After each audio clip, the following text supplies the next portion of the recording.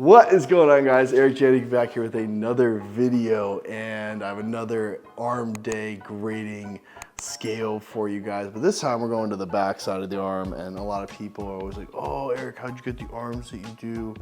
And this is it right here. So look no further. This is how you're gonna get huge triceps. Don't do the shitty exercises. Do all the sick exercises, and you're gonna have huge arms.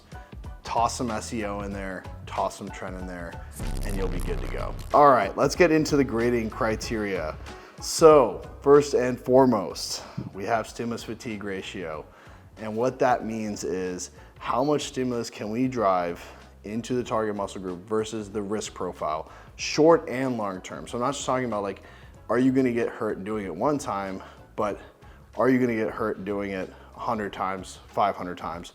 So that is going to be our number one consideration, because I want to drive as much stimulus with as little amount of CNS tasks and risk possible.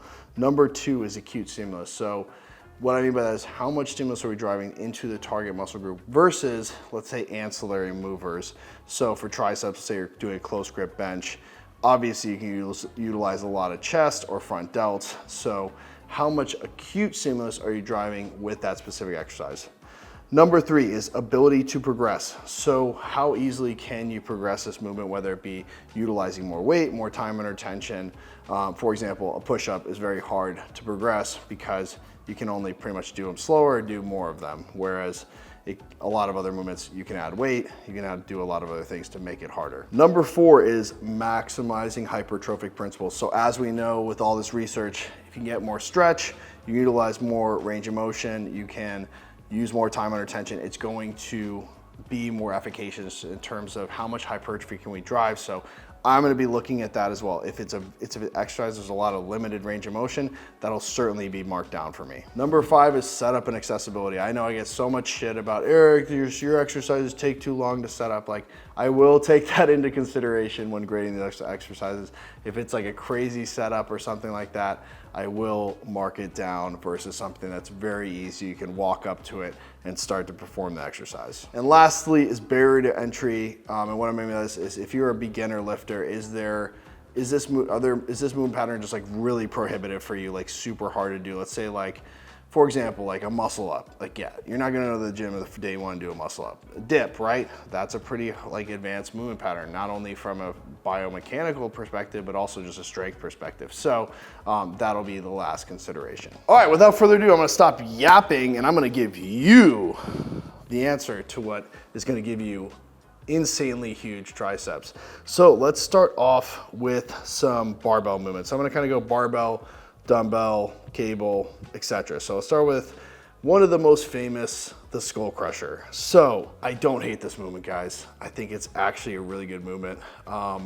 There's a couple things that are gonna cause me to grade it down. So first and foremost, when you're doing a skull crusher, you're coming right into the forehead and then up, the range of motion tends to be less than if you can stretch behind.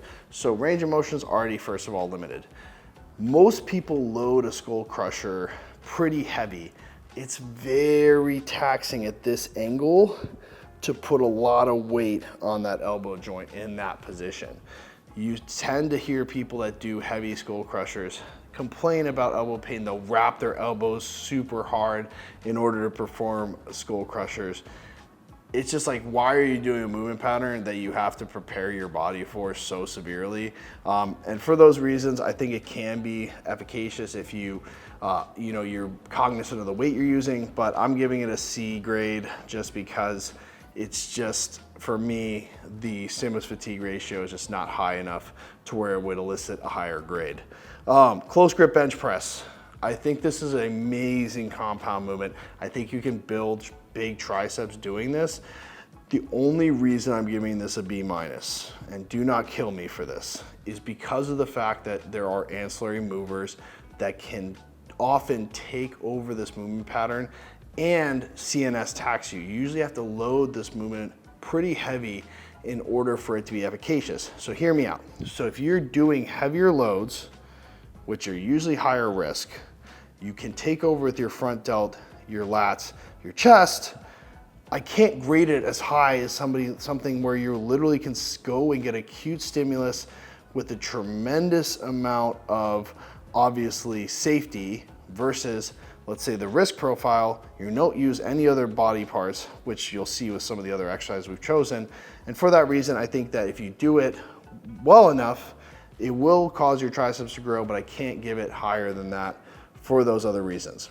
Okay, overhead tricep dumbbell extensions. So this would be where you have one dumbbell and you have it behind the head.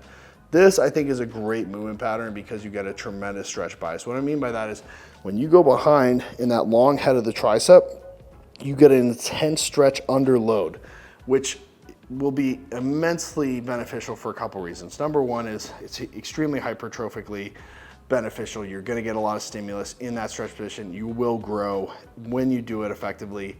Number two, it keeps the tissue long. And so many people ask me, like, they'll see me train or I tell them I have no joint pain. They're like, oh, your mobility routine must be insane. I do not stretch, I do not mobilize, I do not do shit. I'm a lazy fuck when it comes to stretching. I will tell you that right now. Like, I do not do it.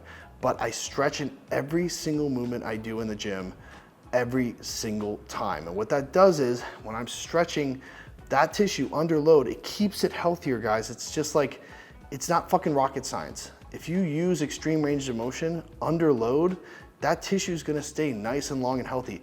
My body feels the worst it does when I can't train for like 7 days straight because I'm sick or something. Then I go back to the gym and I feel amazing. My body feels amazing. My joints feel amazing. And it's because of that fact that when you train in those lengthened positions, it's going to keep your tissue longer and healthier. So for that reason, overhead dumbbell extensions, B grade for me. The only limiting factor is obviously it's kind of hard to set up, get into position. It can be a little dangerous. It can be hard on people's shoulder joint that have any impingements. So those are the reasons that I'm giving it a B, not because it doesn't build muscle. It just has a little higher risk profile than some of the other exercises we'll discuss later on. Tricep kickbacks, just D, dude. Like, I can't. Like, it's just the force curve is so disadvantageous. Like, you're probably, when you do a dumbbell kickback, what's always limiting for me is like, it always feels like my rear delt or my body getting pulled forward. Like, I feel like I need something under my elbow to like keep it in the tricep.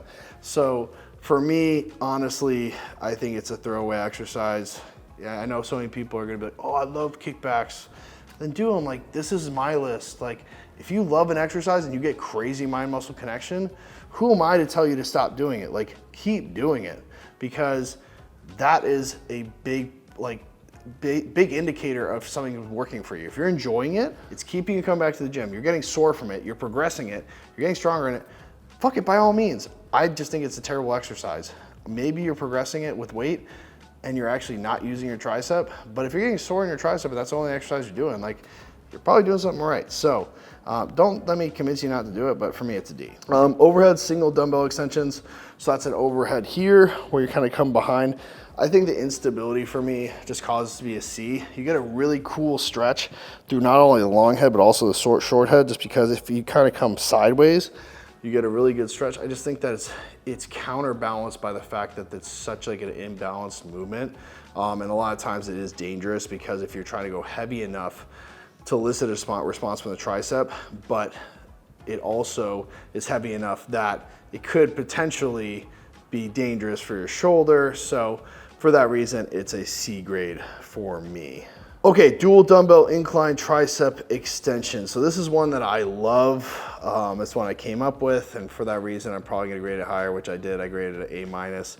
The angle is, by having it on incline, and you move yourself all the way up to the top of the bench, what happens is when you get to the top of the rep, you're not stacking the joint. What I mean by that is when you go over the top with a dumbbell, you have wrist, elbow, shoulder, meaning stacking the joint. You have pretty much zero tension on the tricep at the top of a traditional dumbbell extension. Now, if I do dual dumbbell extensions, what happens is by being at that angle at the very top of the rep, I still have force on the triceps, and you still get the benefit of the crazy stretch behind.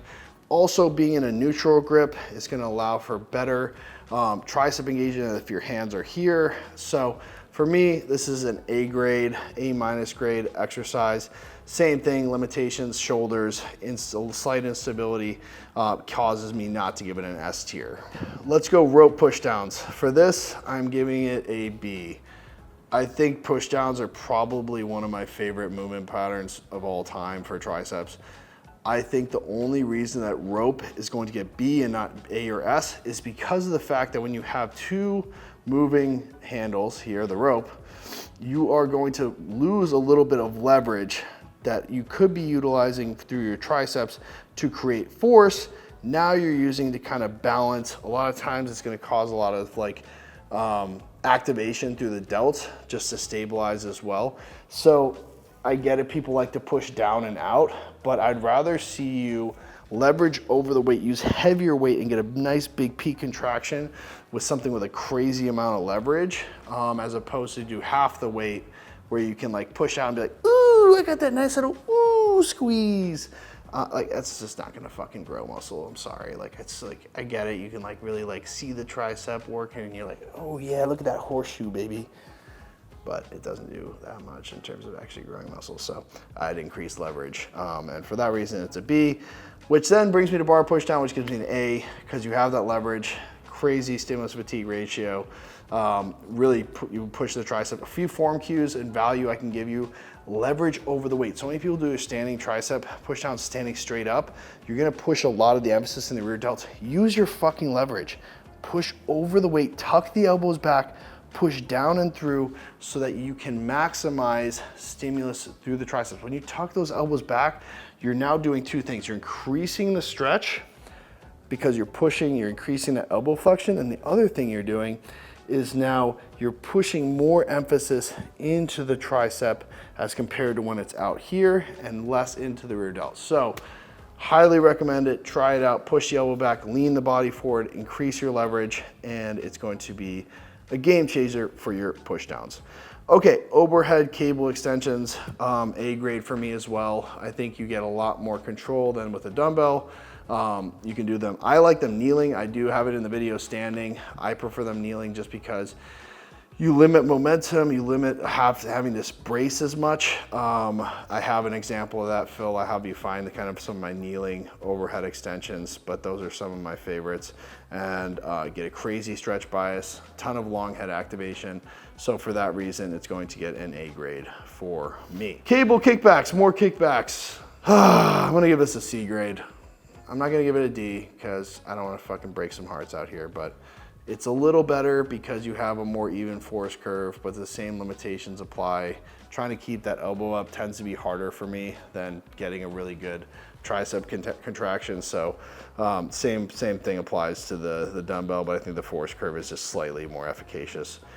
There's the word efficacious. Everybody's like, oh yeah, Janaky efficacious. Yeah, whatever, fuck off. I don't know that many words, but efficacious makes me sound kind of smart. Let's go to reverse grip cable pushdowns. Don't be a fucking idiot and do reverse cable pushdowns. Everybody's like, oh dude, yeah, but you can be here and you can like, yeah, you can, yeah. Your limiting factor is gonna be your grip, dude. Like, if you're doing reverse grip pushdowns, do you think your triceps are really gonna give out before your fucking forearms? Sorry about my swearing. Phil, you're gonna have to bleep all this out. I'm passionate about my tricep training. So look at these triceps, dude. Look at these horseshoes. I love tricep training. But don't do reverse grip pushdowns because your limiting factor is gonna be your forearms, and you don't want that to ever be the case. All right, incline bench iso pushdowns. These are S tier, guys. S tier because I did them. I made them up and they're mine, and they're called the Janaky pushdowns, and they're sick, and I'm sick, and I have big triceps. So essentially we did EMG testing, and these scored the highest across the board. And I think the reason is the unique vector of force. So it's coming from directly behind you as opposed to in front of you. So it's pushing a ton of stimulus in that stretch position, but also when you get down to the bottom, also a tremendous amount of stimulus. So it's the best of all worlds. You can't use momentum. The vector of force is perfect. I thought about it for years and years and I perfected it, and this is the best tricep exercise you can do. I don't care if you have to roll a bench over to the cable, stop being a lazy POS and do it because your triceps will thank you. It'll take like 12 seconds. Incline bench overhead extensions. This is gonna be A grade for me. This rectifies a lot of the issues that, let's say, a barbell or dumbbell overhead has, just because by going the incline bench, you can use a lot of stretch, but also it alleviates a lot of pressure on the shoulder joint. And also you get a crazy amount of peak contraction bias because it's not stacking the joint, it's actually way behind you. So even in that contracted position, still have a ton of contractile force and also stimulus. So for those reasons, I'm giving this one an A grade. I also love it. And I just flip the bench around after I do the tricep push downs, and we get to work on the long head biased movement. I love dips, man. Oh, so good. You get so much stretch. I'm gonna give this a B grade. The only reason I can't give it an A grade is because it's just hard for beginners. You could use the assisted, in which case it goes way up to an A or S tier for me. And that's the way to, and like the other limitations, it's hard to scale. Sure, you could put a weighted belt on, but the amount of ego I see with that, with like putting 4 or 5 plates on. There's this guy Sleetus at the gym that does fucking 4 plates. It's super impressive, don't get me wrong, but he does this crazy thing where it's just like, and it's like, that's a rep, and I'm like, not to discredit anybody, but like, you're like, there's like no tricep involved. There's no like any type of hypertrophy being done. It's just like getting from like upright to 90-degree elbow, like back out to upright in like the easiest way possible with like 6 plates around your waist. Like, and I get it. Sleetus is my boy. Fucking shout out to you, bro, if you see this. Dude, he holds a world record for fucking going like this. It's fucking wild, dude. He's like, and I'm like, whoa, that's literally doing nothing. Anyway, you hold the world record for doing something I can't. I'm just hating on you, so I love you, bro. But if you can do dips correctly, even body weight, crazy, like get down to the bottom, stretch, hold that stretch position, consciously drive out. Little tip, if you want to be more chest focused, lean over it. More tricep focused, be more upright. Just a little tidbit there. Okay, bench dips. I'm gonna give this a C just because a lot of people complain about their shoulders when they do bench dips. I don't think it's a terrible exercise. I do it, I load weight on my lap. Same thing though, it's kind of hard to load it yourself. You kind of have to have a partner. I can do it myself because I've been doing it for so long, but it's a little harder to progress. A lot of times people will feel their shoulders more than their triceps. And for that reason, I'm giving it a C. Close grip push-ups. If you have no equipment, sure, it's like a maybe B tier exercise. If you have any access to anything, it's a D tier for me. Like, impossible to progress, terrible range of motion. It's just like, if you want to toss it on as a superset to something, sure, but it's not something I would personally have as a staple in my tricep programming. Smith machine overhead extensions. This is a body weight exercise. I think is really cool. You get a crazy amount of stretch. And it's one of those ones that is also limited by the fact that it's hard to, progress it other than utilizing more time under tension, more reps, can't really load it. And so that's gonna keep it from being an A grade. I think it is a B plus for me, just because I really do enjoy it. You can use it as a superset. You get crazy, like I'll use this almost at the end of my workout to not only get just the most insane tricep pump to finish, but also like I feel so opened up and stretched after doing it because you just get so far behind. And I practice getting further and further behind my head every single time I do it. And for those reasons, I'm gonna give it a B plus because I think we do have to have some sort of component of like how healthy is that tissue. All right, next we have Smith machine extensions. So this is another great movement I learned from Dr. Mike. We did it in the video. It was brutal. I definitely got sore from it, but same limitations exist. I think if I were to do it for 4, 5, 6 weeks, I can't progress other than doing more reps or limiting rest time or just doing them slower. So I think that I would have a law of diminishing returns. So for that reason, it gets a B plus for me, because I do think it is a great exercise. JM presses, this is S tier. Also learned this from Dr. Mike, shout out, but you are going to use the Smith machine and you get so much tricep engagement. It's super cool. I'm very glad that I learned it. I definitely tossed it in my programming. Usually you're doing it, the angle is different than a skull crusher, so I don't get any elbow pain. It's very easy to progressively overload. The acute stimulus in the tricep is nuts. I think it's a great replacement if you love close grip bench and that compound feel. This is going to give you that, but be much safer and actually drive so much more stimulus in your triceps versus your chest or your front delts. So try this out if you love close grip bench, because this is going to be a really great replacement for you if you were discouraged by my initial grade.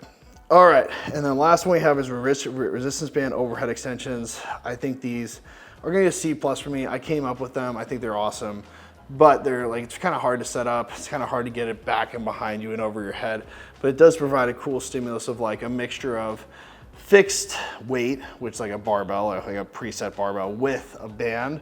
So you get like that peak stimulus with the band at the top of the rep. Also kind of dangerous because if you don't have really good shoulder stability. But for that reason, it's a C+ instead of a B or an A or an S. But that is it, guys. That is the exercise I had. I know there's a bunch of machines that people have in gyms, but it's just so hard for me to like grade machines because they're all over the place. But I hope you guys love this video. I hope you guys love the grading videos. I hope I wasn't too passionate. Remember to like, subscribe, and comment below if you agree or disagree with any of my grades. I love to see your guys' opinions. I love the Discord. I know I'm not right 100% of the time. So I love you guys, and I will see you on the next video.